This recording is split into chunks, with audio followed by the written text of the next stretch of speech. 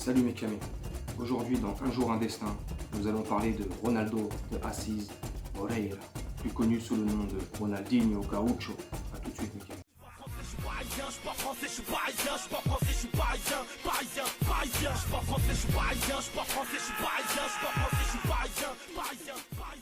J'espère que vous allez bien mes camés. On se retrouve aujourd'hui dans Un jour une légende pour parler de Ronaldinho.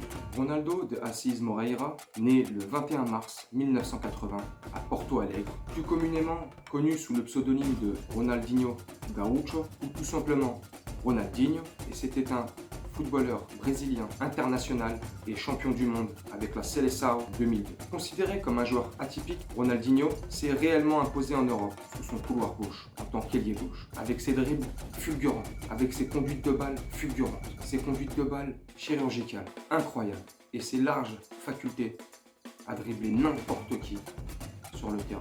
Ses qualités lui ont valu d'apparaître dans le FIFA 100 comme un Hall of Fame, de remporter le Ballon d'Or FIFA de l'année 2004 et 2005, le prix du meilleur joueur FIFA Pro 2005 et 2006, mais aussi le Ballon d'Or brésilien en 2012. Ronaldinho, en 2009, a été élu joueur de la décennie par ses pairs, et Ronaldinho est considéré comme le joueur le plus fort de tous les temps. Ronaldinho, à mon sens, est le joueur le plus fort de tous les temps. Il a été adulé par tous les supporters dans les clubs dans lesquels il est passé.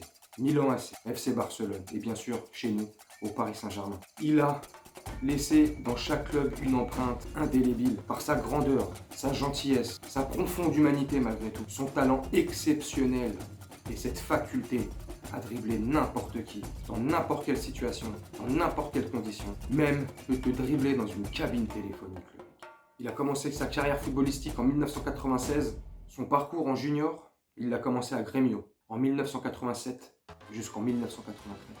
Ensuite, en 1993, il part dans le club de Sion en Suisse, de 93 à 94.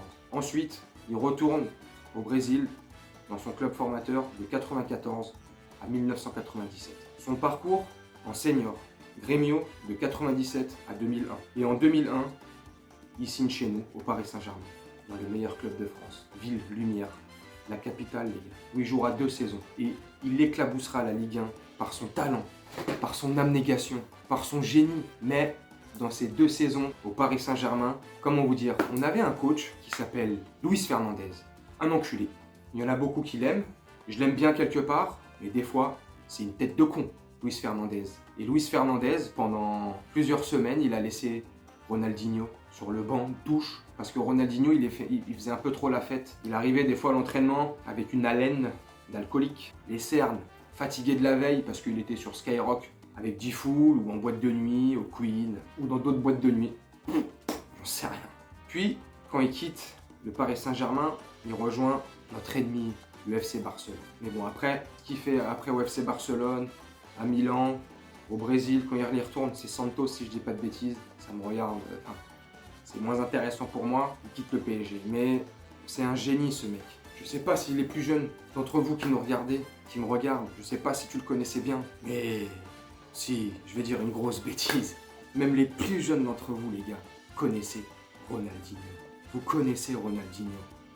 Exceptionnel, meilleur joueur de tous les temps, dribbleur hors pair, sur le terrain, même en dehors du terrain il te driblait, dans une cabine téléphonique comme je disais, n'importe où, dans un city stade, dans un foot en salle, dans la rue, dans les favelas, dans des petits coins poupées, partout, dans n'importe quelle condition, pieds nus, en basket ou en crampons, torse nu ou avec un maillot, avec du poids ou pas de poids. Ronaldinho, à la différence de tant d'autres grands joueurs, même avec un petit bidon, même avec un petit ballon, le mec te faisait la misère.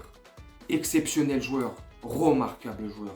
Ronaldinho aura marqué de son emprunt le Paris Saint-Germain, aura marqué les supporters du monde entier du Paris Saint-Germain. Il aura laissé une trace indélébile dans tous les clubs dans lesquels il est passé. Un génie incontestable, incontesté. Toi qui regardes cette vidéo, et j'en suis sûr que tu seras d'accord avec moi, on va pas trop exagérer en disant c'est le meilleur joueur de tous les temps. Il y en a eu, mais on va être d'accord toi et moi, qui fait partie du top 3 meilleurs joueurs de tous les temps. Entre les Pelé, les Maradona, les Neymar, les Messi, les Ronaldo, les Johan Cruyff, les Georges Weah, toutes ces légendes, George Best, Bobby Charlton, toutes ces grandes légendes du football mondial. il fait partie des trois meilleurs joueurs de tous les temps, les gars. Pour moi, le number one. Et pas parce qu'il a porté les couleurs du Paris Saint-Germain, parce que j'ai des yeux.